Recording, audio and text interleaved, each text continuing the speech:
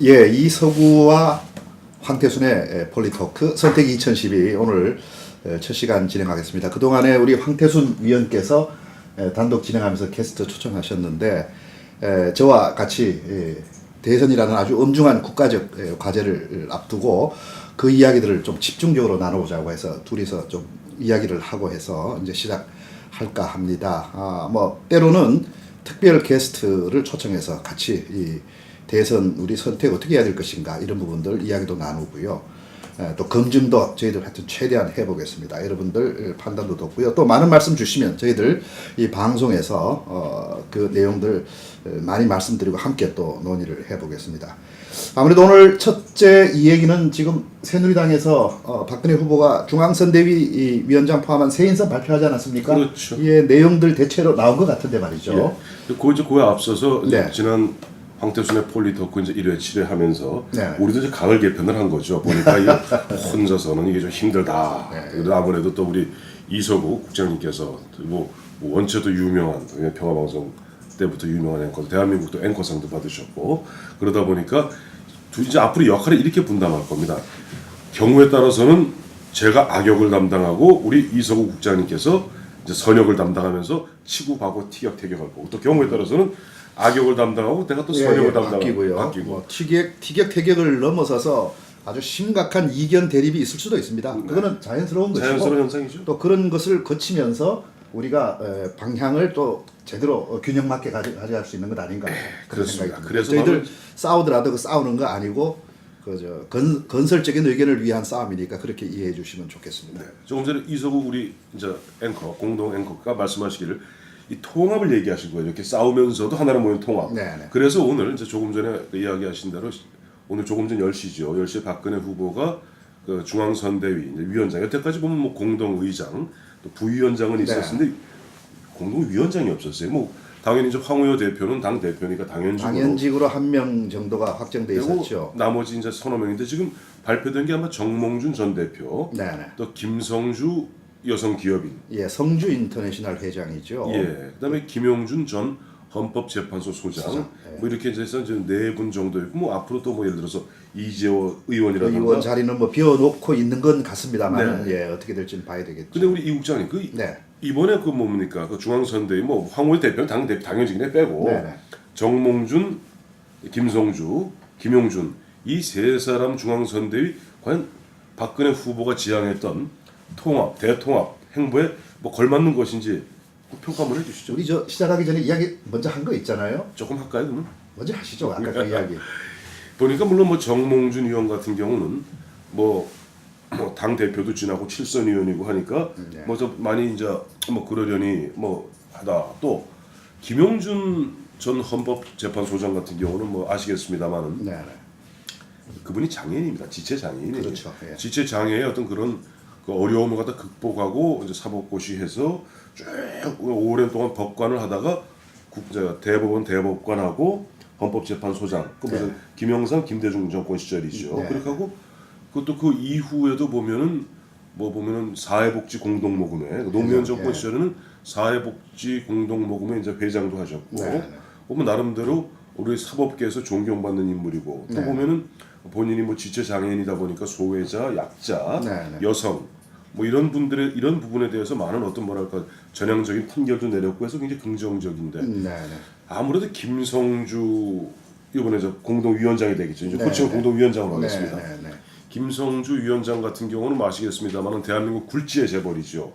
대성 그룹이죠. 옛날에 대성 연탄하고 유명했죠 아주. 요즘 젊은 우리 네티즌들께서 아실지 모르겠지만 1970년대까지는 대한민국에서 보일러 떼는 집 없었습니다. 다 연탄이었습니다. 그 연탄이었고 대성 연탄이 대한민국 최고의 연탄 산업이라 대한민국에서 아마 한 10번째 안에 들어가는 요즘으로 따지면 아마 현대보다 더 셌을걸요. 뭐 하여튼 저희들 클 때는 대성 연탄하면 뭐 그냥 최고였죠. 예. 그때는 현대건설이 아주 미미한 존재였어요. 예. 그 대성그룹의 이제 막내딸이죠. 막내딸이죠. 막내딸로서 그야말로 보면은 성주 인터내셔널을 갖다가 뭐 해서 나는 뭐 구체적으로 모르. 그거 정확히 하면 성주 인터내셔널 저거 아니에요? 그거 명품들. 명품 뭐 명- 구찌 사서 다 특정 상표를 얘기하시면 안 됩니다. 뭐 구 땡땡. 굿땡이라고 해야 굿땡, 되네요. 굿땡. 굿땡 뭐 이런 니나 땡땡. 니나 땡땡. 예, 그렇게 돼야 되겠네요. 이런 거 수입에다가 뭐 해갖고 뭐 성공한 여성 기업인으로서 뭐 외국에서는 이게 전체 다인지는 모르지만 그런 부분이 분명히 있는 있었어요. 것이고요. 예, 그런 그래서 뭐 세계 주목받는 뭐 50대 뭐 여성이다 뭐 외국 활동이 뭐 한데 결론적으로 얘기하면 이 선대위원장 황우 발표한 3명 이번에 중에서 네 분이죠. 황우여 대표까지 포함하면 네 당연직에 빼고 세명 중에서 그러니까 예. 이건 뭐 황우여는 그건 당연직이니까. 박근혜 후보 입장에서는 넣고 빼고 할 수 있는 입장이 아닙니까? 네. 그럼 박근혜 후보가 과연 대통합을 이야기하고 그 대통합이라는 것은 있는 자와 없는 자, 소외된 자와 그늘 잘 나가는 자 이런 모든 사람들을 아우르는 게 대통합 아닙니까? 네. 그렇다면 과연 그런 부분에 있어서 재벌, 대한민국 최고의 재벌인 현대중공업의 대주주인 정몽준 의원 네. 뭐 그것까지는 좀 어느 정도 봐줄만 하지만은 거기에 여성 대표로서 김성주 위원장 그것도 보면은 뭐 자기가 뭐 자력으로 말이지 진짜 천신만고 끝에 뭐 대표적 우리나라 여성 기업인 중에 뭐 특병사 한경땡 뭐 여기 스팀 청소기 있잖아요. 네. 가정주부하다가 자기가 기업을 일으킨 뭐 그런 사람도 있고 여러 사람 있는데 뭐 재벌 흔히 얘기해서 입에 금숟갈 물고 태어났다 그러죠. 입에 금숟갈 물고 태어난 네. 그 부잣집 자제가 결국 그 아버지 돈 갖고 그래갖고 물론 그것도 예. 아니 제 얘기 한번 들어보세요. 예. 명품하면 요즘 예. 요즘 국민들이 화가 나는 게 뭡니까? 예. 대한민국의 삼성, 롯데 이런 대재벌의 딸들이 네. 보면은 딸들이 다 사업한다고 나와서 뭐 사장, 부사장 전부 달고 하는 일이 뭡니까? 빵집, 무슨 뭐 커피숍 네. 이런 거에서 국민들로부터 얼마나 질타받았습니까? 그렇죠. 예. 그런데 과연 그런 딸들 아버지 잘 만나갖고 그거 갖고 좀 흥청망청하고도 외국 뭐 굿땡, 뭐 니나땡 네. 뭐 이런 고급 명품 브랜드 사갖고 그런 것들이 과연 여성들 또 국민 대통합이라는 차원에서 맞는 그런 초이스인지 예, 저는 박근혜 그러네요. 후보의 그 선택이 참 뭐 조금 또 거기에도 흔히 얘기해서 보면 요즘 뭐 박근혜 후보 문제되고 있는 거 있잖아요. 뭐 너무 인해 장막에 네. 잡혀 있다. 네. 그거 관계가 있는 게 아닌지 모르겠어요. 예, 이 지금 세 분을 새로 공동위원장으로 이번에 인선을 했는데 결과적으로 정몽준 위원장하고 김성주 위원장은 결과적으로 재벌 2세네요. 재벌 세 분 2세? 중에 아니죠. 재벌 2세가 재벌 2세 맞고요. 재벌 2세네요. 재벌이 아니라 재벌이자 재벌 2세입니다. 2세. 3명 중에 2명이 재벌 2세가 들어왔습니다. 예. 물론 김성주 회장이 순전히 뭐 아버지 도움만으로 됐겠느냐, 뭐 자기 노력한 부분도 있을 수는 있지만 그러나 어쨌든 누가 봐도 결정적으로는 아버지 도움이 없었으면 아버지 도움 없으면 이렇게까지 올라갈 수가 없는데 없었죠. 과연 이런 경우가 우리가 말하는 통합 아이콘, 쇄신 아이콘, 서민 아이콘에 맞을 것인가? 역시 이걸 보면서 새누리당은 그 DNA가 할 수 없다. 거기서 나오는 생각들이 이렇다면 이건 웰빙당이고 이 가진 자의 부자당. 당이고 이러다 보면 이거 앞으로도 계속 가진 자를 위한 당으로 가는 것 아니냐 이런 생각을 떨칠 수가 없는 그런 인선으로 일단 보입니다. 물론 이제 또 추가적으로 공동선대위원장을 뭐 영입을 한다고는 하지만 현재 이름 나오는 정도가 뭐 이재호 위원장 정도인데 과연 누구를 더 할지 글쎄요. 이렇게 나온 거 보면서 조금 씁쓸하시죠? 조금 아니다. 뭐 이런 생각이 듭니다. 예. 자 그리고 저 결국 보면 그 어쨌든 누가 뭐 건의를 했던 박근혜 후보의 이제 이렇다면 지금 사실 박근혜 후보가 8월 20일 대통령 후보로 선출된 이후에 한 열흘 한 2주는 잘 나갔죠. 뭐 네. 국민 대통합 행보한다고 김대중 대통령 묘소 참배하고 노무현 대통령 묘소 참배하고 네. 그다음에 저 전태일 재단 찾아보고 네. 이때까지만 해도 국민들이 그래도 뭐 좀 잘하는구나. 근데 9월 초 들어와서 그 손석희 씨하고 뭐 라디오 인터뷰하면서 인혁당 발언에 문제가 됐죠. 그때부터 완전히 이제 아니 말로 죽을 쓰기 시작한 거 아닙니까? 네. 그래서 추석 직전까지 그야말로 완전히 다 결국은 9월 24일 날 이제 대국민 사과 발언하고 네. 그리고 이제 추석 연휴가 지났는데 추석 연휴가 지나자마자 좀 반등의 계기를 찾기도 전에 당내에서 보니까 뭐 쇄신의 요구가 나오고 보면은 김종인과 이한구가 맞부닥치고 안대희와 한강옥이 사실상 얼굴을 붉히고 그야말로 총체적인 난파선의 모습을 보이고 말았어요. 그럼 과연 박근혜 리더십이 있는 건지 저는 정말 궁금해요. 국장님? 결과적으로는 이번에 드러난 걸 볼 땐 결과적으로 지금 새누리당의 박근혜 체제는 박근혜 1인 체제다. 그 이야기를 이제 조순형 전 의원이 지적을 했는데 그게 맞는 것 같습니다. 1인 체제다. 모두 박근혜 후보만 바라보고 있고 박근혜 후보의 결정만 기다리고 있고 예. 그리고 박근혜 후보에게 쓴소리를 하는 사람은 거의 없는 것 같고 쓴소리 하면 그 사람은 물러나고 그 다음에는 기용이 절대 되지가 않고 뭐 이런 상황을 보면서 1인 체제다 이런 생각이 드는데 이제 그 1인 체제라는 게 결국은 어떻게 보면 일종의 점조직 비슷한 거이기도 합니다. 2인자가 없다는 거하고 예. 똑같은 이야기거든요. 그러니까 다 별도에서 각자로만 보고를 받는 것이지 그 사람들 간에는 서로 알지를 못한다. 뭐 국가정보원입니까? 예, 그래서 이게 아마 박근혜 후보가 오랫동안 MB 대통령과의 관계 이런 등등에서 보안의 문제 신경 쓰다 보니까 그런 면도 없지는 않겠으나 그러나 정상적인 조직으로 가려면 이런 조직은 안 되죠. 이런 조직은 안 되는 게 이번에도 이제 문제가 됐던 게 안대희 위원장이 그렇게까지 반발했던 건 한광욱 전 비서실장을 국민통합위원장으로 온다는 이야기를 몰랐다고 합니다. 전혀 발표 때까지도 그걸 미리 알았다면 이런 사람은 내가 그 당시 수사까지 직접 담당했던 사람인데 곤란하지 않느냐라고 하면서 그 과정에서 여러 가지 이미 여러 가지 의견 조정을 할 수가 있는데 어느 날 갑자기 이런 사람이 위원장으로 온다 그러니까 뭐 자존심도 상할 것이고 아니 이게 뭐냐 상하겠죠. 뭐 이런 일들 이런 게 이제 바로 1인 체제 문제로 되는 것이고 또 하나는 뭐 이건 알려진 이야기는 아닌데 소설가 이회수 씨를 박근혜 후보가 만났습니다. 그렇죠. 그걸 보고 아마 들리는 이야기는 김진선 최고위원이 상당히 뭐 섭섭 내지는 좀 화가 났다. 강원도지 사면서 이회수 씨의 그 지금 지필 공간 이런 걸 누구보다도 신경 쓰고 해줬던 인물인데 발표될 때까지 몰랐다는 이야기. 미리 알았으면 또 여러 가지로 그 관련된 조치도 취하고 또 이렇게 할 수 있는데 예를 들면 이런 것들이 피해로 나타나는데 국가 운영을 할 때 이런 일이 앞으로 발생하면 안 되는 것이죠. 이게 이 1인 체제의 문제가 지금 이렇게 드러나고 있는 것이죠. 근데 1인 체제라는 게 이제 보면은 본인이 진짜 뭐 하늘이 주어진 그 카리스마를 갖고 탁월한 걸 갖고 있으면 1인 체제도 가능할 수는 있겠어요. 지금까지는 그렇게 돼 있었던 거죠. 박근혜 후보가. 근데 과연 박근혜 후보가 그렇다면은 만기를 신람하고 직접 할 수 있는 그런 능력이 전지전능하냐? 그거 아니잖아요. 아니죠. 그건 아니죠. 예. 뭐 진짜 뭐 예전에 뭐 무슨 뭐 영화 제목이죠. 뭐 브루스 올마이티 하듯이 과연 박근혜 올마이티 아닙니다. 박근혜 그렇게 보면 사실 박근혜 후보가 국정 경험 얘기하는데 박근혜 후보의 국정 경험이라는 나쁜 국정 경험입니다.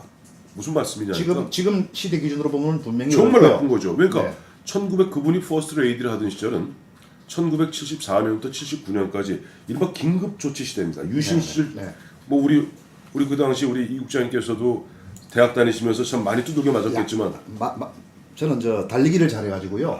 그래서 잘 피했습니다. 그러나 뭐 약간씩 대모도 하고 그러긴 했지만 근데 그 시대였죠. 긴급 조치 시대 때 긴급 조치 시대에 그는 사실 정치가 없던 시절 아니에요. 일방적 그 독재와 통치만 있었던 시대인데 그것이 과연 국가 운영의 정상적인 모델이라 볼 수는 없어요. 그러니까 그것의 경험을 갖다 그 앞세울 건 못 됩니다. 그리고 박근혜 후보가 1998년 4월 보궐선거로 정치권에 들어온 이후 그분이 당대표를 했던 2004년부터 2006년까지는 야당으로서 진짜 보면 노무현 정권에 대해서 반대만 하던 시절입니다. 즉 정상적인 국가 운영 경험, 국정 경영의 경험이 없는 거예요. 없는 상태에서 과연 그러면 수십 년간 정치해온 사람같이 브루스 올마이티까지 할 수 있느냐. 그렇다면 그 옆에 누가 참모들이 옆에서 제대로 보좌를 해줘야 되는데 그 참모들도 지금 제대로 보좌 못한다는 거 아니에요?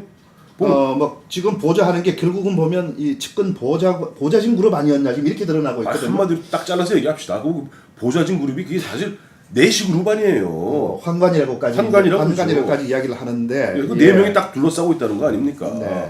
그러니까 이런 상태에서 비서실장하던 최경환 위원도 마찬가지고 그 전에 그 수많은 의원들이 지금도 김종인 위원장조차도 박근혜 후보하고 직통 전화가 안 된다는 거예요. 뭐 보도로 지금 그렇게 돼 있죠. 그렇다면은 이거는 무언가 좀 심각한 좀 그렇습니다. 앞서 말씀하신 대로 70년대에 이제 퍼스트 레이디 역할할 때 시대는 독재 시대이고 권위주의 시대인 건 사실이고요. 다만 그래도 그건 경제 개발을 위한 어떤 그런 권위주의였으니까 또 일정 부분 공이 있다는 것도 우리 인정을 해야 되는데 인정해야죠. 다만 정치 체제만 놓고 볼 때는 독재였다는 건 사실이고 그렇죠. 그러나 그 부분을 꼭 박근혜 후보한테 책임을 물어야 되느냐 그건 아닌 것 같고 다만 그 시대에 경험했던 것을 지금까지 많이 그 DNA 속에 넣고 있다 그러면 그건 안 된다 이렇게 저는 보고 싶고 정치 경험은 많이 했는데 지금 말한 대로 국정 운영 경험은 없다 그건 사실인 것 같고요. 그러나 정치 경험도 마찬가지입니다. 지금 말씀하신 대로 과거 권위주의 정권 시대 때에 가지고 있던 그런 마인드를 가지고 정치를 해왔고 또 한다면 그건 또 안 되는 것이죠. 새 시대에 맞게 그렇죠. 그걸 바꿔야 되는데 지금 그동안 쭉 해온 건 보면 약간 그런 점에서는 우려스러운 부분들이 지금 드러나고는 있고 그래서 정치를 그동안에 뭐 선거를 많이 이겼다고는 하지만 그 이긴 게 이 앞서 잘못된 부분을 구원투수로 나와서 한 거기 때문에 물론 구원투수 역할은 잘했지만 자기 스스로 모든 걸 만들어가서 해내느냐 이건 또 없었거든요. 그렇죠. 이게 이번에 처음인 건데 그런 부분에서는 지금 이제 검증이 들어가고 있는 상황이고 지금 벌써 이제 고비들을 맞고 있습니다. 이제 앞으로 또 고비가 있을 텐데 좀 두고 봐야 될 텐데 아까 말한 어쨌든 1인 체제의 그 어떤 문제점은 드러나고 있다. 다만 하나 뭐 더 그쪽 입장에서 뭐 해명을 한다면 이런 건 있을 수 있습니다. 이 보안을 유지를 하려다 보니까 이 보안을 해야 될 게 무슨 뭐 일을 할 때 보면 누가 뭐 된다고 미리 알려지면 서로 견제하고 공다툼하고 하니까 일이 안 돼 버리니까 그런 측면에서는 보안은 보안인데 그러나 정상적인 조직으로 가기 위해서는 그걸 갖다가 그 단순한 보안 때문에 그런 조직으로 간다는 건 이건 또 아니죠. 정상적인 조직으로 가면서 꼭 필요한 건 뭐 보안을 어떻게 유지한다든지 정상적인 체제하에서 강구를 해야지 아예 그냥 아무도 모르고 한 사람 한 사람씩만 알게 이런 식으로 가는 건 이건 지금 새누리당의 이번에 문제가 불거진 거에 가장 결정적인 부분들이죠. 그 이제 1인 체제가 바로 CIA 컬처입니다. 이제 보면은 우리가 극복해야 될 그런 정치 문화 중에 CIA 포리티컬 컬처가 있고 미리터리 포리티컬 컬처가 있거든요. 보면은 군부 시절에 그런 게 있고 CIA 그 이제 인사 문제에서 가장 큰 이제 폐해를 드러내고 있는 게 CIA가 그렇지 않습니까? 정보기관들은 옆에 사람이 뭐 하는지 모릅니다. 그 모르게 하고 차단의 원칙 하에 우에 이제 그 기관장들하고 내용을 알고 있는데 그런 것들이 물론 뭐 국가의 무슨 작전을 한다든가 정보 업무 첩보 업무를 한다든가 할 때는 그런 차단의 원칙이 필요하겠죠. 왜냐하니까 적진에 파견한 우리 쪽 스파이가 누군지 온 동네 사람이 다 알면 큰일 나잖아요. 그러나 이런 지금 개방형 민주주의 국가에서 지금 이런 민주주의 체제에서 국민들의 의견을 수렴하기 위해서라도 어떻게 보면은 그런 부분들을 두루두루 알려서 의견을 집약했다면 조금 전에 우리 이 국장에서 말씀하신 대로 아까 한강옥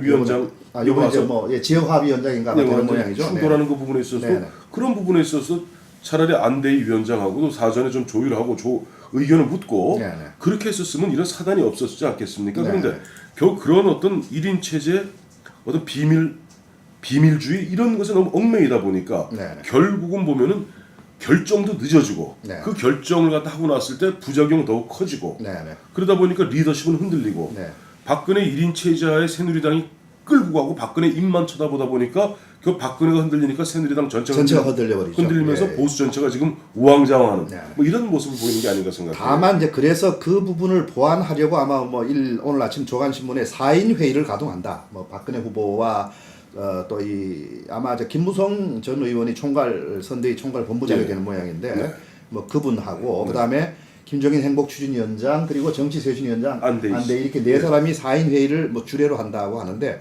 이렇게 한다는 거 이건 상당히 진일보한 조치이긴 합니다. 한데 문제는 이것도 형식적인 것이냐 실질 결정권이 있는 것이냐 실제 결정은 또 밀실에서 별도로 이루어지느냐 이러면 이거는 하나만한 이야기가 되는 것이고 뭐 그런 부분은 이제 앞으로 두고 봐야 될 것 같습니다. 잠깐 거기다 이제 한 가지 좀 첨언하자면은 안대희, 김종인, 만약 김무성 그리고 박근혜 네 분이 만약에 4인 회의를 한다면 저는 이 나머지 세 사람들이 퍼스널리티로 봐서 그렇게 고분고분하게 황우여 대표만에 지당합니다 이런 얘기 안 할 거예요. 아마도 소리 할 거예요. 그러니까 제 말씀이 그겁니다. 그게 잘 가동이 된다면 괜찮은 거라고 저는 보는 건데 그게 될 것이냐 이제 두고 볼 문제죠. 예전에 보면 이제 5년 전이죠. 그 당시 이제 이명박 대통령 후보가 6인 회의 운영하지 않았습니까? 본인을 포함해서 이상득, 최시중, 박희태, 이재호 그래갖고 이제 6인 회의를 가동해서 거의 그때는 그분들은 매일 아침에 티타임을 했어요. 네, 예, 예. 매일 아침 티타임 하면서 조율을 하고 그래서 나름대로 일사불란한 목소리를 내면서 이른바 당 전체 그리고 보수 전체 어떤 그 선거의 영역을 총 결집시키는 네. 나름대로 그런 긍정적 물론 그분들이 나중에 상당수가 감옥 갔습니다만 우리 정치 현실이죠. 현실이죠. 예. 예, 또 하나 주목될 부분이 오늘 발표 중에서 이제 김무성 전 의원이 선대위 총괄본부장 예. 맡았습니다. 아마 이 지금 선대위 본부가 제대로 안 들어간다고 해서 과거에 이제 그 조직을 맡았던 김무성 의원을 다시 불러들인 것 같은데 문제는 김무성 의원이 이게 대표적인 극우 인사입니다. 이 종북 이야기를 너무 많이 하고 그러는데 과연 이 조직 활성화 역할만 제대로 할 것이냐 뭐 그것만 한다면 파장은 적겠는데 이 노선의 문제까지 이제 김무성 본부장이 발언을 하기 시작한다면 글쎄요 지금 이한구 원내대표가 문제가 있다고 해서 이제 그런 노선의 문제 경제 민주화의 어떤 그 자꾸 이 발목을 거는 이런 문제가 있다고 해서 이 선으로 물러났는데 어떻게 보면 그와 유사한 성향의 인물이 본부장으로 와서 노선 부분까지도 건드린다 이러면 글쎄요 뭐 똑같은 이야기가 되는데 하나마나 뭐 옛날 도로 한나라당이라는 이야기가 나오는데 글쎄 이 부분도 저는 좀 주목을 나름대로는 하고 있는데 예 그리고 또 여기 인물을 옛날 그 2007년 대선 때 활약했던 그 친이 인사들 친이 직계 인사들 뭐 조혜진 김영우 뭐 강승규 뭐 백성훈 이런 의원들을 이제 선대위에 투입한다는 이야기인데 글쎄요 이러면 이명박과의 뭐 차별화라든지 그러면 또 이게 뭐 도로 MB 도로 한나라당 되는 것 아닌가 이런 느낌도 씌울 수는 없고 이 김무성 선대 본부장 보면서 그런 생각들이 저는 지금 들고 있습니다. 저는 좀 생각이 다른데요. 예. 이제 김무성 의원 원래 김무성 전 의원이죠 정확히 뭐 전 의원이죠. 예. 이거 뭐 통칭 그냥 김무성 이제 본부장으로 하겠습니다. 김무성 본부장 같은 경우는 사실은 원래 대표적인 친박 인사입니다. 네. 2007년 당시 이제 한나라당이죠. 새누리당 전신인 한나라당 대통령 후보 경선 때 박근혜 쪽에 선거를 총괄했던 것이 김무성. 네. 다음에 저쪽 이명박 쪽에서 조직을 총괄한 사실상 이명박의 총괄 본부장이 이재호. 네. 또 이재호, 김무성은 둘 다 15대 처음 국회의원 빠지를 달았어요. 네. 그냥 개인적으로 형님하고 친합니다. 그러나 네. 뭐 그때는 뭐 진짜 피 튀기는 싸움을 벌였고 김무성 씨 그 당시 낙천했죠. 그다음에 이제 그 총선에서 18대 총선에서 낙천하고 그다음에 박근혜 후보가 살아서 돌아와라. 나도 속고 국민도 속았다. 살아서 돌아오라. 그래서 부산에서 무소속으로 당선돼서 김무성 의원 돌아오지 않습니까? 네. 근데 그때부터 이제 보면 박근혜 후보가 삐그덕 해서 좀 MB 쪽으로 갔고 또 아까 말씀하신 대로 아무래도 조금 그 김무성 의원이 소신 발언하다 보니까 좀 우파적 발언을 많이 하는 건 사실입니다. 그런데 네. 그보다 더 큰 게 문제가 뭐냐. 그러니까 지금 새누리당은 사실 이건 좀 대단히 죄송한 얘기입니다만 콩가루 집안입니다. 네. 이거는 저도 뭐 선거를 갖다가 어떠한 형태로든 많이 치러봤습니다만은 이와 같은 진짜 오합지중을 본 적이 없어요. 어떻게 보면 사단장도 군단장, 사단장 밑에 연대장, 일선 중대장까지 움직이지 않고 위만 쳐다보고 돈 타령만 합니다. 네. 그리고 무슨 뛰라고 이야기하면은 박근혜 후보 옆에 4인방이나 잘하지. 그 4인방 뭐 아시지 않습니까? 장모, 뭐 이모, 정모, 네네. 뭐 국회 보좌관, 비서관 4명. 예, 98년부터 지금 14년째 박근혜 후보를 갖다 딱 넷이 4명 같이 지금 옹위하고 있는 환강 그룹들. 네. 이 네 사람, 그 사람들. 아니면 뭐 옛날에 최경환 의원 같은 경우는 저 박근혜 대표한테 뭐 보고했더니 박근혜 대표가 그랬다는 거 아니에요? 그 보좌관하고 상의하라고. 네. 그러니 뭐 힘 그쪽에 실릴 수밖에 없잖아요. 네. 저번 그 MB와 이 단독 회동했을 때도 네. 발표 내용을 보좌진한테만 일러주고 그렇죠. 대변인이나 비서실장은 보좌진한테 그 이야기를 들었다고 그래요. 보도에 나옵니다. 그 보도가 사실이라면 그건 좀 곤란하죠. 이게 지금 네. 현재 모양이 네. 그래요. 네. 그러니까 이런 상태에서 그래도 김무성 씨 같이 좀 이번에도 보면 4.11 공천 못 받아갖고 이 사람 몰아서 박세일이한테 가는 거 아니냐 네. 이렇게 얘기했을 때 그래도 김무성 씨 깨끗하게 당의 결정에 승복하고 그래서 오주관 박근혜 당시 비대위원장이 역시 부산 사나이답다 네. 얘기할 정도였거든요. 네, 네. 이런 좀 김무성 본부장 같이 강단 있는 사람이 와서 좀 잡아 흔들어야 됩니다. 그래야지 움직이지 않는 조직이 움직이는 거고. 저는 그 부분에 동의를 하는 겁니다. 그러니까 조직 활성화에만 한다면이라고 제가 전제를 달았죠. 그래서 다만 노선의 이야기를 노선의 우리가 얘기를 말하는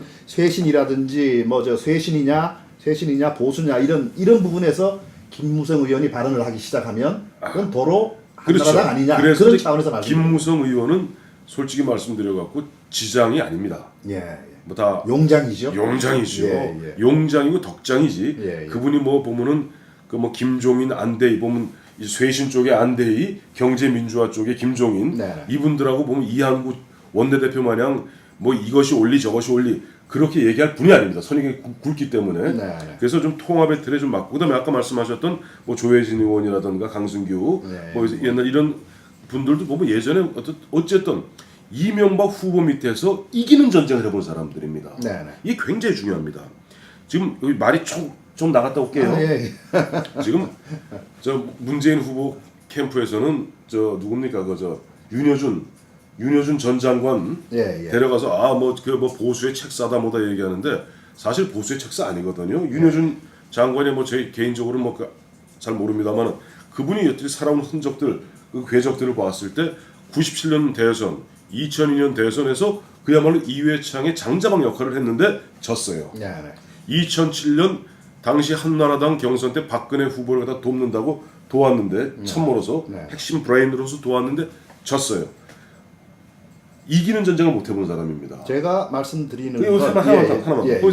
근데 어쨌든 조혜진이나 이런 사람들은 네. 어쨌든 이기는 전쟁을 해본 사람인데 이기는 방법을 합니다. 네. 그렇기 때문에 김무성 물론 그때 김무성은 2007년에 졌지만은 네. 나머지 밑에 역할을 해줄 수 있는 이런 사람들이 좀 들어와서 지금 그야말로 사실상 지금 인공호흡기에 그저 기신기신 의존하고 있는 네.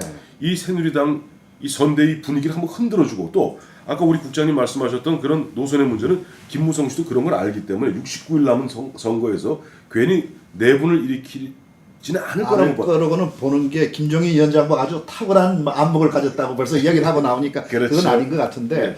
새누리당의 정체성이 과거로 돌아갈 소지가 있지 않나라는 뭐 그런 점들이 얼핏 보여서 그 사람들을 보면서 그런 그렇죠. 생각이 들어서 아까 말씀하신 친이 선거에서 이겨봤다는 그 친이 인사들도 기능적인 기술적인 측면에서 이긴 거는 당연히 인정이 되지만 그렇게 이겨서 가령 이 노선을 지금 MB 정권의 문제가 되고 있는 뭐 고소형 인사를 비롯해서 가진 자를 위한 예 정당 이런 쪽으로 노선이 그대로 가는 그런 것과 연결이 된다면 그거는 안 하는 이만 못하다. 그래서 김성주 예. 지금 위원장을 얘기한 겁니다.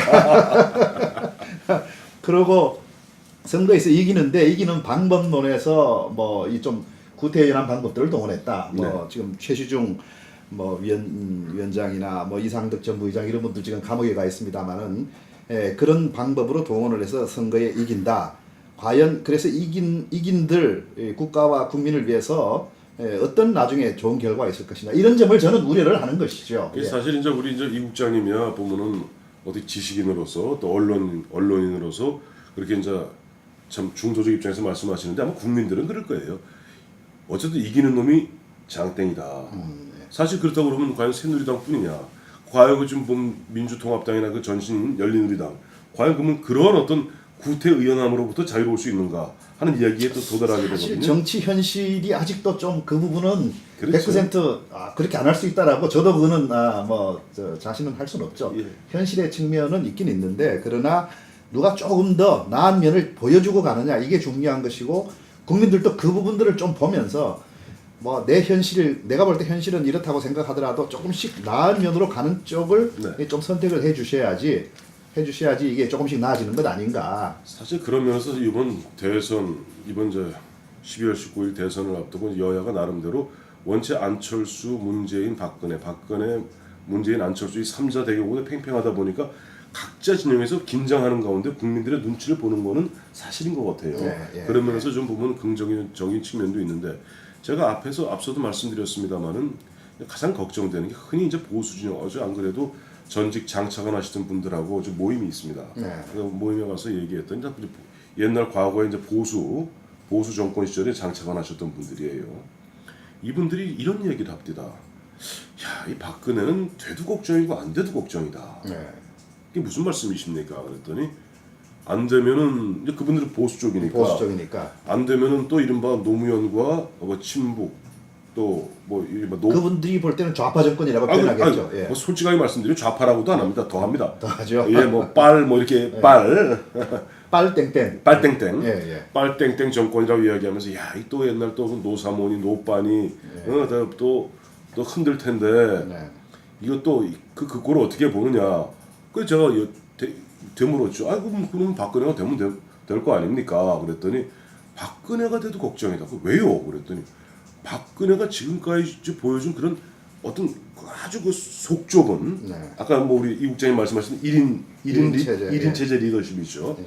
그런 독선적 리더십으로 특히 가장 문제가 봐라 삼국지를 봐도 이 십상시 환관들이 문제고 명나라가 망할 때도 보면 주위에 환관들이 둘러싸갖고 충신들이 다 죽어 자빠지니까 나라가 망하더라. 네, 예. 그래서 이 환관들을 내쳐야 되는데 과연 어제 그분들 얘기가 박근혜 후보, 박근혜 대표 쭉 따라붙는 그 환관들 뭐 요즘 보니까 뭐 사천왕, 뭐 누군 또 4인방 또는 4인방 8소조까지 이야기 나오더구만요. 8명까지나 8소조가 있어. 네. 4인방 8소조 얘기 나오면서 그들이 이렇게 둘러싸 갖고 있는데 과연 박근혜가 그 사람들을 내치고 정말로 국민들에게 자기 진정한 모습을 드러내 보이겠느냐. 또 대통령이 된다 한들 또다시 그런 식으로 갇히게 되면 그야말로 비극이다 나라가. 네. 그런 얘기를 하는데 그 대목은 아까도 말씀드린 대로 박근혜 후보가 뭐 과거에 이제 뭐 흔히 우리가 말하는 선진 그 박정희 대통령이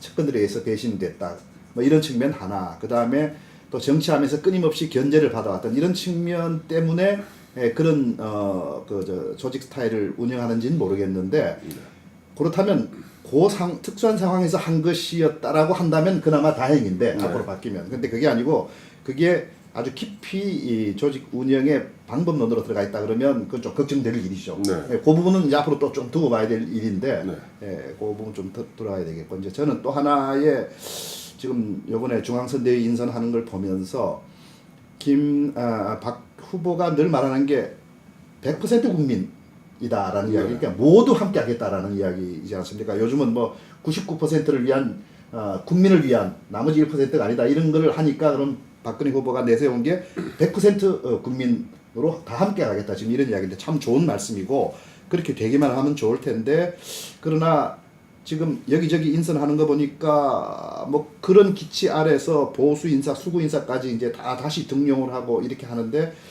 그것이 그러면 한나라당 전체 노선이 그쪽으로 가는 것이냐, 이렇게 되면 이거는 100% 통합이 아닌 것 아니냐. 뒤죽박죽이죠. 예, 뒤죽박죽이고 지금 요번에 나온 것만 보면 도대체 어느 쪽으로 가자는 것인지가 보이지가 않고, 오히려 아까 처음에 우리가 지적했던 원래 원조인 한나라당의 웰빙 가진 자를 위한 정당의 분위기가 더 지금 나타나고 있는 것 아닌가. 그렇죠. 이번 인선만 놓고 볼 때는 그런 점에서 좀 비판을 받아야 되지 않겠는가 이런 생각이 들고요.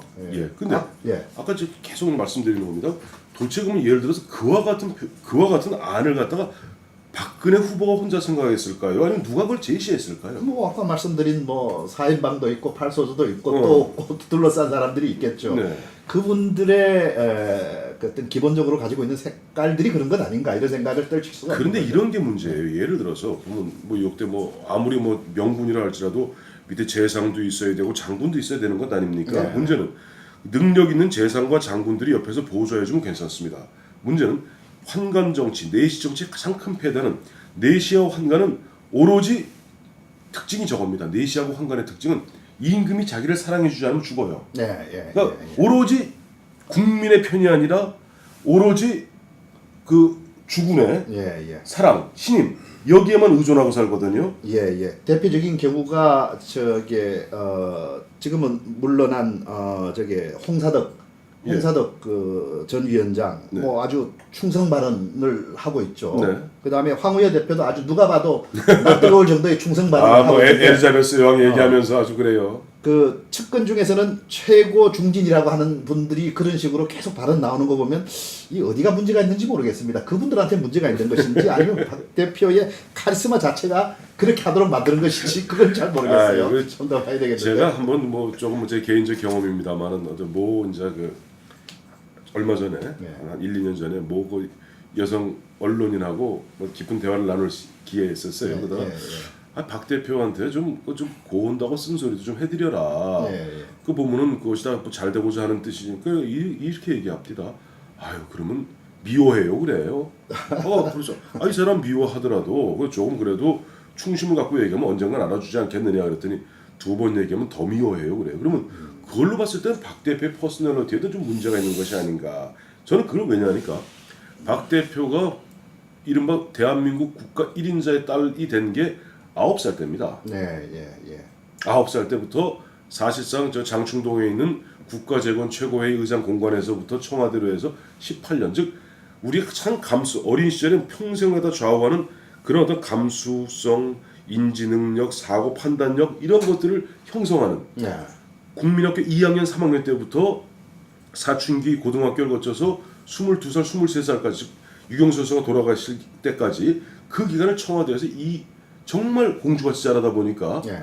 자연스럽게 그런 식의 어떤 퍼스널리티나 행동 양태가 네. 나타날 수밖에 없지 않느냐 네. 그렇게 생각을 해요. 그래서 박근혜 후보가 앞으로 뭐 글쎄 이번 대선 결과 어떻게 될지 모르고 그 이후는 또 어떻게 될지 모르겠지만 네. 좀 갖춰야 할 부분이 지금 말씀하신 그런 부분들인 것 같아요. 네. 좀 이렇게 소매 둥둥 걷어붙이고 예. 같이 회의를 하고 회의하다가 뭐 그냥 좀 이견이 일어나서 뭐 그냥 끙끙 앓기도 하다가 뭐 이런 일들을 조직 안에서 네. 조직원의 하나로서 이런 그렇죠. 경험들이 좀 있으면 없잖아요. 하는데 그게 그런 없어요. 그런 경험이 예, 없잖아요. 그게 없어서 늘 떠받들려 살았잖아요. 예.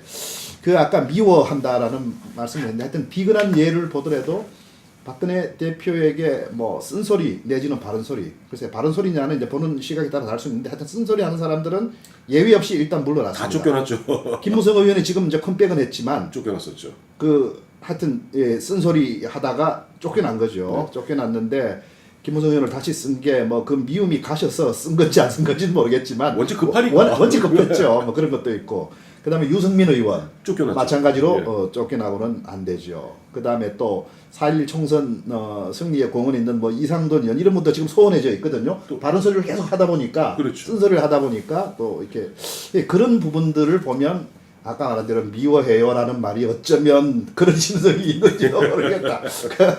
들어가 보지는 않았는데 그런 생각도 저는 이제 듭니다. 보면 더 걱정이 뭐냐면 이런 겁니다. 사실 박근혜 후보가 이제 국민들에게 확 눈에 띄었던 건 2004년 예. 총선 그 천막당사 시절은 천막당사, 예. 그때 제 기억에는 그 포항 아마 죽도시장으로 기억하는데요. 예. 포항 죽도시장은 전국을 돌지 않았어요. 그때 선대위원장으로 예. 포항 죽도시장에서 그 보면 죽도시장 가면은 이렇게 이제 그 뭐 해삼 멍게 이렇게 이제 뭐 노점 좌판에 파는 놓고, 게 놓고 있습니다. 팔죠. 예. 그때 박근혜 후보가 박근혜 당시 위원장 선대위원장이 거기에서 그 이렇게 핀으로 이렇게 예. 핀으로 이렇게 해서 해삼 찍어서 멍게하고 찍어서 이렇게 해갖고 초고추에 찍어서 먹고 이렇게 예. 초고추를 쓱 닦는 모습이 상당히 인상적이었어요. 왜 대통령의 딸 공주 그랬던 분이 우리하고 똑같은 지금은 여왕이고 말이죠. 지금 여왕이지만 그때는 예. 그러니까 박근혜 후보도 보면은 급하면은 숙여요. 예. 기억하시겠습니다만 이번 4.11 총선 때 직전에 뭐 비대위원장 맡고 어려우니까 그때 얼마나 열심히 뛰었습니까? 네. 4.12 총선에서 152석을 얻고 나니까 그때부터 또 오만해졌다. 풀어져 버렸습니다. 풀어져갖고 근데 저는 아까 우리 이 국장님 말씀대로 사실 박근혜 후보가 좀 제대로 되려면은 네. 그와 같은 자리에서 모여서 방구도 낄 줄 알아야 됩니다. 네. 우리 남자끼리 회의할 때는 방 뻥뻥 끼잖아요. 솔직히 말해서. 뭐 갑자기는 안 되겠지만 조금씩 그런 모습 보여주면 좋을 것 같은데 그러니까 말이죠. 우리 예. 회의 갔다 장시간 뭐 2시간, 3시간 회의하고 열띤 회의하는데 중간에 뭐 방귀 좀 마렵다고 그래서 중간 나갔다 올 수는 없잖아요. 예. 회의 중에 방구 끼고 합니다. 예. 그러니까 차라리 그런 어떤 어떻게 보면 정말 인간적인 땀 냄새가 나고 사람 냄새 나는 그런 박근혜 모습. 과거 자기가 급했을 때 2004년에 초고추장에다가 그 저 멍게 먹고 입을 쓱 닦는 예. 그런 어떤 부대낌 속 그런 진솔함 속 그런 부분에서 사실 보면 사람의 마음이 움직이는 건데요. 그게 또 급하면 또 그랬다가 또 조금 좋아지면 또 싹 하니까 이 혹시 대통령이 12월 20일 날 19일 날 선거 끝나고 20일 날 당선자 되면 또 다시 그 현재는 그 숨죽이고 있는 이른바 네. 뭐 4인방 8소조들 또 예전에 보면 저 이명박 정부의 뭐 박모 전 차관이라던가 네. 뭐 정모 그 당시 뭐 또 뭐 기세 등등하게 나설지 않을까 그게 걱정이에요. 예, 걱정입니다. 이게 만약에 집권하더라도 지금 이번에 드러난 이 체제 문제점을 정상화하지 않으면 그 폐해는 고스란히 국가 운영이나 국민한테 간다. 이런 점에서 좀 걱정이고요. 아까 말한 대로 박근혜 후보도 급하면 하더라. 그 부분에 저는 대표적인 사례 중에 하나가 인혁당 발언을 번복한 겁니다. 그렇죠. 그 부분은 제가 듣기로 2007년 경선 때 이미 그 부분을 그 참모진에서 건의를 했는데 받아들이지 않았다는 거거든요. 요 경우인지는 모르겠지만 내가 안 되면 안 되지. 그건 그렇게는 하지 않는다라고 이야기를 했다는 거거든요. 그래서 이번에도 제가 저 개인적으로는 예의주시를 했습니다. 네. 인혁당 발언 저걸 번복을 과거에 2007년 했던 식으로 하면 저걸 번복을 하지 않을 텐데 네. 그러다 보니까 이틀이나 걸린 거죠. 바로 번복을 못하고 아마 얼마나 고심을 했겠나라는 생각이 드는데 네. 박근혜도 급하면 하더라. 근데 이 부분을 국민이 원하면 하더라. 이렇게 바꿔야죠. 그렇죠. 예, 국민이 원하면 바꿔야죠. 국민만 바라보고 가겠다고 캐치프레이즈는 내세웠는데 그걸 안 바꾸면 안 되죠. 그러면 그것도 또 말이 틀린 것이죠. 네. 또 하나 말이 틀린 것 중에 하나가 4.11 총선 승리를 했는데 승리의 원인을 대체로는 그렇게 보지 않습니까? 어떤 쇄신 아이콘. 그 망해가는 당에서 웰빙 정당, 가진자 정당에서 쇄신 아이콘으로 해서 뭐 경제민주화, 김종인, 예. 경제민주화, 그다음에 이상돈의 정치 개혁 이런 걸 해서 승리를 했다고 보는데 딱 승리하고 난 뒤에는 그 다음에 전면을 나선 게 결국 옛날에 있던 그 뭐 최경환 후보 인사들, 네, 뭐 보수 인사들이 또 전면에 나서서 이제 그러면 앞에 거는 일회용입니까? 그거는 그냥 단순한 시장용입니까? 선거용이죠. 예, 선거용이죠. 이 선거용이 계속 새누리당이 계속 갈 가능성도 이번 경우 봐서는 없지 않다. 이런 점에서도 좀 앞으로 계속 좀 주목을 해야 되지 않겠는가 이런 생각도 좀 드는군요 보니까. 예, 그 아까 이제 우리 국장님 말씀하셨던 부분 중에서 그 이제 인혁당 또 보면은 5.16에 대한 평가 다 이제 바뀌었죠. 이번에 급하니까 네네. 다 바뀌는데 참 그런 면에서는 그 미스터 쓴소리 칠선 의원인 조순영 전 의원 그 얘기 어제 그저께죠 심포지움에서 저 개인적으로 아주 인상 깊었습니다. 인상 깊었어요. 1인 체제가. 참 기억나는 게 이거예요. 아니 과거사 발언을 하더라도 예. 뭐 개인 박근혜가 발언하는 게 아니다. 새누리당 후보가 그 사과를 한다면은 발언을 한다면은 그는 당연히 어떤 나름대로 의견을 조율하고 그 총의를 모아서 얘기해야지 혼자 고민하고 혼자 쓰고 그게 말이나 되느냐. 그러니까 안 된다 하는 그 조순영 의원의 쓴소리가 상당히 박근혜 후보한테는 큰 보약이 돼야 되는데 네네. 글쎄 그 박근혜 후보가 또 마음속으로 미워하지 않을지 모르겠어요. 근데 뭐 급하면 하니까 조금 급하면 하고 난 다음에 하고 나서 또 그다음엔 몰라라예요. 우리나라 속담에 이런 거 있죠. 저 화장실 갈 때 마음 다르고 화장실 나올 때 마음 다르고 이게 어떻게 보면 인간의 어떻게 보면 인간 심리, 인간 본성인 것 같습니다. 그래서 지금 박근혜 후보가 아까 인혁당 다음에 5.16 유신 시대의 과거사에 대한 어떤 사과 발언하고 어쨌든 국민들의 눈높이에 맞추려는 그런 노력을 기울이는 그런 자세를 갖다가 계속적으로 견제해야지 만약에 조금 상황이 좋아졌다고 또 보면은 변덕을 부리고 근데 그런 면에서 이제 바로 또 제가 안타깝다는 게 그거예요. 옆에 왜 제가 김성주 위원장에 대한 일면식도 없습니다만은 그러나 또 저도 보면 뭐 신문을 통해서 지상을 통해서 늘 아는 거지만 왜 하필이면은 새누리당이 지금 가장 극복해야 될 것이 웰빙 정당, 부자 정당, 공영 정당, 나태한 정당.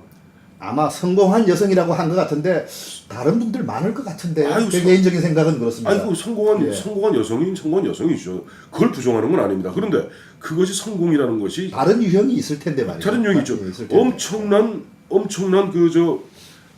아버지 때 그 엄청난 재산을 갖고 물론 아버지가 재산 많다고 해서 중간에 까먹는 사람도 많아요. 그러니까 성공한 기업인이라는 부분을 부정하는 건 아닙니다. 하지만 그 어떤 또 하필 또 업종 자체도 보면은 주로 보면 외국에 있는 명품 브랜드 갔다가 이렇게 하고 또 외국에 주로 왔다 갔다 하면서 세계적으로는 한국을 대표 MCM인가 국산 브랜드로서 또 성공시킨 건 있긴 아니에요. 그거 독일에서 갖고 온 거 아니에요? 그런가요? 독일에서 갖고 온 거예요. 그러니까 그까지 확인은 못했는데 독일에서 갖고 온 겁니다. 그래서 그런 것들이 과연 일반 중산층과 일반 서민들이 봤을 때 과연 우리 여성을 대표하는 그런 성공한 기업인이라고만 생각하겠는가? 아니면 역시 여전히 보면은 진짜 목에다가 무슨 굿땡 니나땡 두르고 있는 그런 명품 귀족 정당의 그 틀을 벗어나지 못하는구나 하는 질타를 받을 것인가?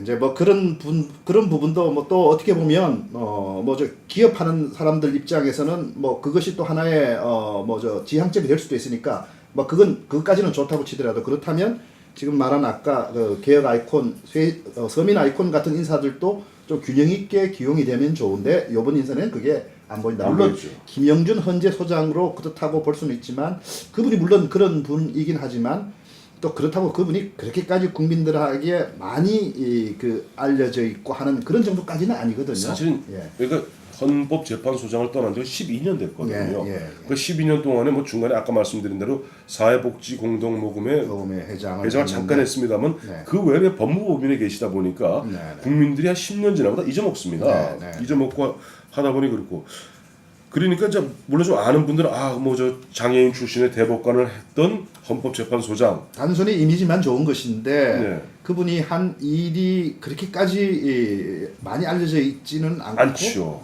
또 그렇다면 그게 그렇게까지 일이 있었느냐 네. 그런 정도가 있었느냐 이 부분은 조금은 약하지 않느냐 예. 그런 점에서 전체적으로 이번 선대위원장 인선은 너무 그 화려함을 좇은 것 아니냐 아마 그런 인상을 떨칠 수밖에 솔직히 없습니다. 얘기하시죠. 뭐 낙제점이다 이 얘기 못 하세요. 아니 뭐 3명 선임했는데 2명이 재벌 2세다. 뭐 이 한마디로 뭐 낙제점이네요. 그럼 마이너스 60점이니까 그러네요. 마이너스 66점이니까. 그러네 66.6 마이너스 66이네 33.3점밖에 못 받았네요. 그러니까요. 예, 그러네요. 근데 참 그 선대위원장 보면 참 박근혜 이 새누리당이 이 시스템의 문제가 뭐냐 이런 겁니다. 기억하시겠습니다만 송호창 변호사 얘기 송호창이 아니라 누굽니까 그 송호근 교수 송호근 교수 서울대 예, 송호근 예. 교수 얘기 나왔다가 그다음에 김지아 시인 얘기 나왔다가 네, 네. 또 얼마 전에는 또 진념 진념 부총리 전 얘기 나왔- 부총리가 이번에 아마 들어오려고 했던 것 같은데 누가 반대한 모양이죠. 이름이 빠졌어요. 네, 오늘은 발표가 안 됐죠. 오늘 발표가 안 됐네요. 예. 뭐 경제통으로 근데 만약 진념 전 부총리 같은 경우 사실은 김종인 위원장은 김종인 위원장하고 충분하죠. 좀 충돌하네요. 보니까 같은 경제통에다가 같은 전북 호남 출신이고 네. 그래서 조금 충돌할 가능성은 있는데 모르겠습니다. 그 근데- 내부적으로 그런 게 있었는지는 모르겠는데 근데 경제 철학이 다르잖아요. 이번에 그리고 또 경제 철학도 좀 다르죠. 네. 진념 부총리는 아무래도 좀 관료 출신에다가 관료 출신에다가 좀 어떻게 보면 그동안에 양지로만 계속 왔던 분이고 네. 경제 민주화 측면의 이야기는 별로 안 한 분이죠. 그러니까 노선도 조금 다르네요. 다르고 일했던 정권도 좀 다르고요. 그래서 그걸 이제 다 같이 간다라는 측면에서는 좋을지 모르지만 그러나 다 같이 간다 하더라도 지향점이 어느 쪽에 무게 중심이 있다라는 건 좀 나타나야 되는데 현재로서는 이쪽인지 저쪽인지 아직 이번 인선으로 봐서는 불분명하네요. 보니까 그런 점이 있어 보여요. 아유 근데 참 우리 이 국장님하고 얘기하니까 네. 시간이 이제 거의 다 돼가요. 다 됐나요? 벌써 다 다 돼가는데 근데 이제 결론 어느 정도 매듭 짓고 가야 되는 거 그러죠. 아닙니까? 결론을 좀 내지죠. 예. 그 이제 과연 이제 오늘의 이제 주제가 과연 박근혜 이 위기의 리더십 위기 극복할 수 있는 건데 탈출구 있나 뭐 이렇게 탈출구. 제목을 우리가 달았죠. 예. 네네. 탈출구가 있나요? 조금 글쎄요. 앞으로 하기에 달렸다? 뭐 이렇게 해야 되나? 이건 너무 뻔한 대답이네요. 너무 뻔한 대답이죠. 너무 뻔한 대답이고. 너무 뻔한 대답이죠. 요번 인선만 놓고 볼 때는 조금 부정적이다. 저는 그렇게 봅니다. 조금 네. 부정적이다. 사람들이 감동 안 하겠죠. 예, 좀 감동이 안 됩니다. 예. 사실은 사람이 선거라는 게 별겁니까? 예. 4천만 유권자들 중에서 투표율이 뭐 70% 된다 하더라도 뭐 한 2,800만 들어가는 거고 이 사람들이 가슴을 울려줘야 되거든요. 네, 네. 그 가슴을 울려주고 어차피 뭐 보수 진영 40%, 또 진보 진영 40%, 그럼 그대로 20%의 중도 이 사람들이 보면 가슴이 따뜻해질 때 움직이는데 이게 지금 선대위가 움직이지 않는다고 여기저기서 흔든 면도 있는데 네. 그 흔든 사람들은 또 자기 이해관계 때문에 흔들었거든요. 그렇죠. 급하다 보니까 그 사람들 썼는데 그 사람들이 아까 말한 대로 과거에 다 나름대로 책임 있는 사람들인데 네. 그 사람들을 또 쓰게 돼버리는 예. 이런 약간의 악순환적인 지금 상황이 와 있어요. 보니까 이 부분을 또 앞으로 어떻게 운영해 나갈까 이제 보면서 또 우리가 뭐 쓴소리를 또 할 때는 또 해야죠. 쓴소리해서 미워하지 않을까요? 뭐 미워하면 어때요? 우리는 미워하면 어때요? 저 시청자들이 있지 않습니까? 우리는 시청자 국민인데 미워하면 어때요? 국민이던데요. 예, 예. 근데 또 이런 미움은 많이 받아도 괜찮은 것 같은데. 괜찮죠. 예. 자, 우리 국장님 마무리하시죠. 예. 뭐 지금 그동안 쭉 말씀드렸죠. 박근혜 후보 여러 가지 안정감 그리고 어떻게 보면 가장 많은 인재풀을 가지고 있는 분. 뭐 그리고 신뢰, 약속 뭐 그 부분은 확실한 건 같습니다. 같은데 문제는 아까 말한 대로 이 조직을 운영하는 데 있어서 1인 체제로 운영을 하고 있다. 앞으로 물론 뭐 국정을 맡게 되는 뭘 하게 될 경우는 어떻게 바뀔지는 모르겠지만 그 점이 우려가 된다. 그 점을 국민들한테 어떻게 앞으로 개선하고 진일보한 정말 국민을 위한 그런 국정 운영이 되리라는 걸 얼마나 현실성, 진정성 있게 보여주느냐. 이 부분이 앞으로 박 후보의 과제가 아닌가 뭐 그렇게 보이고 이 쇄신이냐 뭐 통합이라는 이름으로 막 이 사람 저 사람 다 지금 넣었는데 글쎄 그게 과연 통합이라고 볼 수 있는 거냐 쇄신 이미지만 흐리는 것 아니냐 뭐 이런 점들도 저는 보이고요. 네. 뭐 좀 그런 전체적으로 인상을 가지고 있습니다. 그렇죠. 뭐 저도 또 같은 생각이고요. 네. 하여튼 다음 주에는 오늘 박 후보 많이 비판했으니까 우리 또 후보들 또 검증을 아니 해야죠. 그건 해줘야 돼요. 예, 왜냐니까 후보 검증을 해야죠. 예. 우선 정당 순으로 먼저 하죠. 새누리원을 했으니까 다음에 민주통합당 문재인 후보를 또 그다음 사정없이 한번 해볼까요? 또 안 그래도 문재인 후보 같은 경우 최근에 보니까 10월 4일 네. 14 남북 공동 정상 선언 네. 5주년 기념식에서 보면 뭐 이야기하고 또 최근에 보니까 뭐 좀 시끌시끌하잖아요. 보면 노무현 대통령이 당시에 가서 뭐 NLL 뭐 문제 정문원 의원이 뭐 예, 저 예. 무슨 뭐 비공개 뭐 녹취록을 뭐 공개를 네. 했죠. 예. 그래서 이런 그게 이제 사실 여부가 가장 우선 중요한 게 말이죠. 핵심이 그거죠. 예, 그런 예. 부분들은 다음 주에 한번 그때쯤이면 뭔가 윤곽이 나올 거죠. 겁니다. 예, 그래서 예. 과연 문재인 후보, 과연 노무현의 그림, 노무현의 그늘에서 벗어나서 자기만의 어떤 비전을 갖다 보여줄 수 있는지 네. 한번 다음 주에는 다음 주에 한번 그것도 한번 문재인 후보를 한번 예. 해보해 볼까요? 해보하죠. 예. 청문회 한번 올려놓고 예. 사람은 없지만 저희들 둘이서 한번 해보죠. 예. 네. 네. 자, 예, 오늘 선택 2012 이서구와 황태순의 폴리토크 첫 시간 가졌습니다. 박근혜 후보 먼저 정당 순서대로 했고요. 다음 주에는 문재인 후보 저희들 한번 최대한 검증을 해보겠습니다. 좀 기대를 해주시고 저희들도 준비를 많이 하겠습니다. 예. 예. 감사합니다. 감사합니다.